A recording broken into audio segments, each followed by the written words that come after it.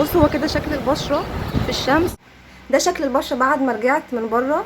مش عارفه انتوا شايفين هو اكسد لي البشره ولا لا، بس سان بلوك سكين سايد دراي تاتش سان جيل كريم. في فلاتر حمايه بتحمينا من اشعه الشمس يو في اي ويو في بي.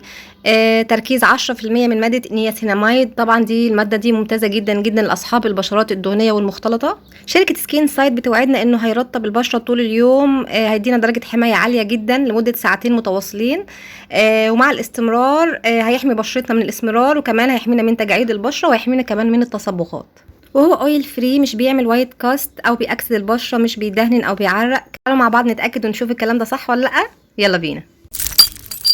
سان سكرين من سكين سايد جيل، هو امتصاصه سهل زي ما انتم شايفين، مش بيسيب اي مظهر ابيض او تجير او اي حاجه. شويه طبعا هو دهني على البشره، زي ما قلت لكم انا بشرتي دهنيه، مش اي نوع صن بلوك او صن سكرين بيديني مظهر الدراي تاتش، حتى لو هو مكتوب عليه برضو دراي تاتش، خصوصا طبعا في الصيف. في الشتاء بيكون ممتاز جدا جدا. بس هو عامه تاثير تركيز ماده النياسيناميد اللي هي 10% ده ليه تاثير على مظهر مسام الوجه، بيديها تضييق كده وبيديها مظهر صحي وحيوي اكتر. وهعمل معاكم دلوقتي اختبار مقاومته للميه. هجيب بخاخ كده وارش فيها على البشره، ساح ولا جير ولا ما حسيتش ان هو فصل، هو ثابت جدا جدا على فكره. وده شكله على البشره في الشمس بعد تقريبا 45 دقيقه بالظبط. وده شكله بعد ما رجعت البيت. طبعا زي ما انتم شايفين هو عامل شكل لامع جدا، خصوصا في منطقه التي زون بتاعتي اللي هي بتفرز دهون كتير جدا. وكمان حاسه ان هو اكسد لي البشره على غير العاده.